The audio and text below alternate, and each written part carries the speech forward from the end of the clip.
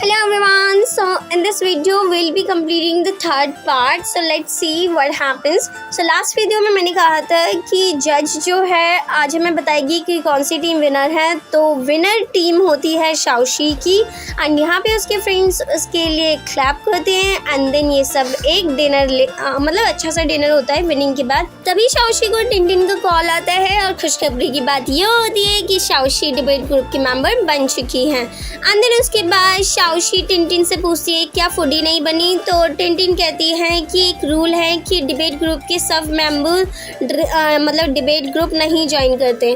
तो यहाँ पे शाओशी क्योंकि अब सिलेक्ट हो गई है तो वो बहुत सारी मेहनत करती है, पढ़ाई करती है। अब यहाँ पे भी क्योंकि जैसे डील हुई थी बायू और शाओशी के बीच में कि वो उसके लिए रनिंग करेगी, वो फिर उसका कार्ड लगाती है, लेकिन इस बार टाइम उसे पकड़ लेती है। यहाँ पे बायू उससे कहते हैं क्या तुम पागल हो, मैं तो अपनी एक्टिविटी में व्यस्त था, मैं तो रनिंग के लिए आया भी नहीं, तुमने क्यों किया ऐसा। तो वो कहती है एक तो मैं तुम्हारा फेवर कर रही हूँ और तुम वापस मेरे ऊपर गुस्सा कर रहे हो। तो बायू यहाँ पे वापस क्लास में ना जाने के लिए बोलता है। तो वो कहती है अगर तुम क्लास में वापस नहीं जाओगी तो हमारे साथ डिबेट क्लब में चलो, वहाँ पे तुम्हें इंटरेस्ट में। तो वो कहता है वो बहुत बोरिंग है। तभी यहाँ पे किंग भी आ जाते हैं और वो शाओशी के लिए लीविंग एप्लीकेशन लाए होते हैं। तभी लीविंग एप्लीकेशन देख के बायू कहता है मुझे भी अब डिबेट क्लब ज्वाइन करना है। तो वो कहते हैं तुम तो इंटरेस्टेड नहीं थे। तो वो कहते हैं उस टाइम मेरा मूड सही नहीं था, लेकिन अब मैं करना चाहता हूँ। तो यहीं पे शाओशी उसे टीज करती है। हमें तो पता ही है हमारे फ्रेंड्स कैसे होते हैं। और यहाँ पे जो टिनटिन होती है वो एप्लीकेशन फॉर्म टैंक को दे देती है और वो भी अग्री हो जाती हैं। तो अब यहाँ पे इसका दोस्त ये भी डिबेट क्लब ज्वाइन करता है और यहाँ भी ये सब अपने डिबेट की तैयारी करने लग जाते हैं। तभी इन्हें अपना पास्ट दिखाई देता है कि पास्ट में इन्होंने कुछ अच्छा नहीं किया और बायू इन्हीं बातों को खोदता रहता है। और यहाँ पे इन सब मतलब थोड़ा सैड वाला मोमेंट हो जाता है। तो यहाँ पे हमें ये पता चलता है कि टिनटिन का ये लास्ट ईयर है मतलब डिबेट क्लब में, फिर उसके बाद वो नहीं परफॉर्म करेगी। तो मिस टैंग उसे ये ऑफ़र दे देती है कि हाँ तुम कर सकते हो। एंड देन उसके बाद यहाँ पे ये दोनों अपने लास्ट का डिनर कर रहे होते हैं मतलब नाइट का। तभी यहाँ पे हमारी फूडी आ जाती है और वो इन दोनों के देख के थोड़ा सा जेलस फील करती है, जैसा कि हमें पता है कि उसे किंग बी के ऊपर क्रश था। एंड यहाँ पे जो हमारा बाई है वो अपनी कैट को देखने आया होता है, लेकिन उससे पहले शाओशी आ जाती है। तो बायू कहता है तुम मेरी मतलब बेटी को क्यों टच कर रही हो। तो वो कहती है बेटी नहीं बेटा है। एंड देन उसके बाद बेल बजती है और ये सब अपने क्लास के लिए आते हैं। यहाँ पे टीचर अटेंडेंस ले रही होती है और यहाँ पे ये दोनों शाओशी का वेट करते हैं और ये गलती से शाओशी की अटेंडेंस बोलना चाह रही होती है, लेकिन फिर उसके बाद नहीं बोल पाती। वो बोल देती है बट ऐसा हो नहीं पाता और यहाँ पे बायू के लिए तीनों ही बोल देते हैं। तो टीचर पूछती है ये बताओ तुम्हें से बायू है कौन। तभी बायू आ जाता है और ये दोनों अपनी सीट लेके बैठ जाते हैं। यहाँ पे इसे पता चलता है कि फूडी ने क्लास अटेंड नहीं की होती है। अब इसका रीज़न इन्हीं को पता होगा कि उसने क्लास अटेंड नहीं किया। और यहाँ पे ये बोलता है कि चलो लंच करने चलते हैं। वो कहती है नहीं मैं अपने दोस्तों के साथ जाऊँगी। तो वो कहता है तुम्हारे दोस्त चले गए। तो फिर उसके बाद वो कहती है शट अप। ये कह के ये सब बाहर आते हैं तो ये लोग लंच के लिए जाते हैं। तभी यहाँ पे फूडी आ जाती है। फिर ये शाओशी के बारे में पूछती है तो शाओशी होती नहीं है तो ये तीनों खुद ही चले जाते हैं। यहाँ पे शाओशी अकेली पड़ जाती है क्योंकि कोई होता नहीं है।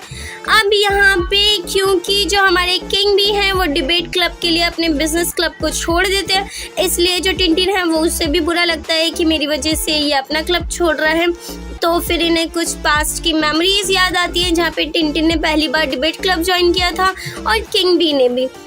एंड यहाँ पे कैसे उनकी जर्नी बनी थी, वो उन्होंने कैसे कैसे डिबेट जीते थे। उसके बाद किंग भी अपने अमेरिका चला गया था और यहाँ पे उसके बाद से इससे एक भी कंपटीशन नहीं जीता था। फिर यहाँ पे ये लोग दोबारा से अपने डिबेट की तैयारी कर रहे होते हैं जहाँ पे इन्हें पोस्चर्स एंड रिदम सारी बातें बताई जाती है कि ये डिबेटर को कैसा होना चाहिए। फिर हमेशा ही किंग भी और जो हमारा बायू है इनके बीच हमेशा ही झगड़े होते रहते हैं, मतलब डिबेट होता ही रहता है आए दिन। और देख सकते हो आप इन लोगों के मुंह कैसे बनते रहते हैं। तो ये सब अब जब ये वापस अपने डॉम में आती है तो ये हमेशा किंग बी की बातें कर रही होती है, जिस वजह से फूडी को बुरा लगता है क्योंकि फूडी को क्रश है। उसके बाद जब ये रीज़न पूछती है कि फूडी ऐसा व्यवहार क्यों कर रही है, सो यहाँ पे हमारी बॉक्सर बताती है कि तुम हमेशा किंग बी की बातें करती रहती हो और तुम्हें तो पता है उसे उस पर क्रश है। फिर अगले दिन जब ये सुबह उठती है तो यहाँ पे कोई भी नहीं होता एंड देन ये अपना डिबेट क्लब चली जाती है। यहाँ पे ये सब भी अपने डिबेट की तैयारी कर रहे होते हैं एंड देन उसके बाद यहाँ पे भी ये मतलब किंग भी है वो मतलब बायू को फीडबैक देता है कि तुम्हारी रिदम सही नहीं है। तो फिर यहाँ पे ये अपने टंग ट्विस्टर कर रहे होते हैं। हमें तो पता ही है टंग ट्विस्टर कितने इंपॉर्टेंट होते हैं डिबेट टाइम में और एक डिबेटर के लिए, क्योंकि उन्हें सही टाइम पे करेक्ट वर्ड्स बोलने होते हैं। तो इसलिए एंड देन यहाँ पे ये हमारी फूडी के लिए फॉर्म फिल कर देती है एंड उसके लिए स्पाई की जॉब भी करती है क्योंकि वो किंग बी की पिक्चर्स क्लिक करती है फूडी के लिए ही एंड वो उसे उसका फॉर्म भी देती है कि देखो मैंने तुम्हारा फॉर्म भर दिया।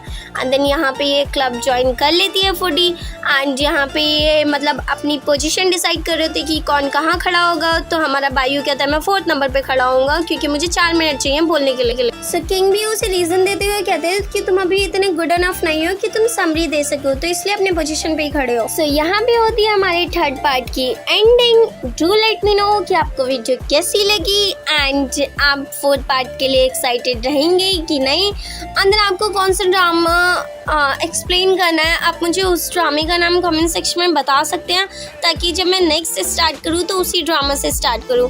Thank you.